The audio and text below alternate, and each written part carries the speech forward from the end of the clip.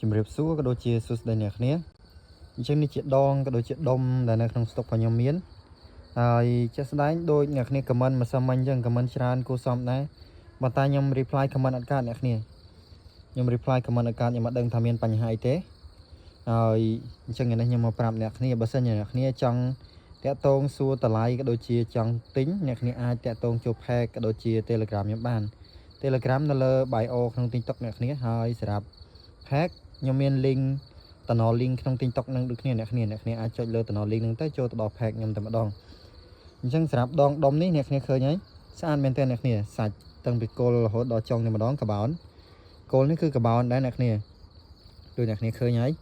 ស្រាលមែនតើអ្នកគ្នាហើយបើសាច់ចុងវិញអ្នកគ្នាកបោនកាញ់រហូតដល់ចុងនិយាយទៅពីគល់ដល់ចុងតែម្ដងដង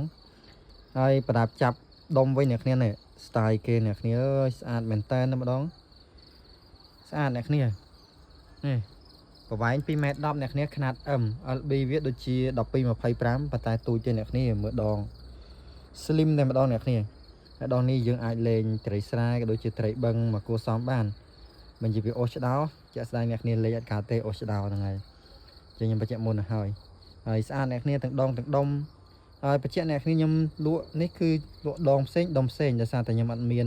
នៅជួរក៏ដូចជាផ្លែស្រស់ថែមជូនអ្នកគ្នាទេហើយបើអ្នកគ្នាទិញទាំងដងផងទាំងដុំផងខ្ញុំថែមជូនខ្សែត្រេះឲ្យមួយដុំអ្នកគ្នាជាងស្អាតមែនតើជាមួយនឹងដងក៏ដូចជាដុំនេះ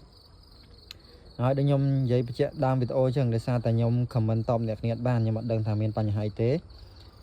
ដោយសារតែ TikTok ពេលខ្ញុំ comment តប reply អ្នកគ្នាគឺវាអត់ load ឲ្យហើយអត់ឲ្យអ្នកគ្នាឃើញទេអញ្ចឹងខ្ញុំ comment ច្រើនដងដែរវានៅតែដដែលអញ្ចឹងបើខ្ញុំចេញវីដេអូតែម្ដងទៅហើយ style នេះអ្នកគ្នាមើលអែមមែនតើពេញពីងអ្នកគ្នាពេញពីងតែម្ដងអែមចាំបើសិនអ្នកគ្នាមានចង្អល់ក៏ដូចជាចង់សាកសួរតម្លៃក៏ដូចជាចង់ទិញអ្នកគ្នាអាចតំណចូល page ដែលមាន link នៅក្នុង TikTok ក៏ដូចជាលេខ Telegram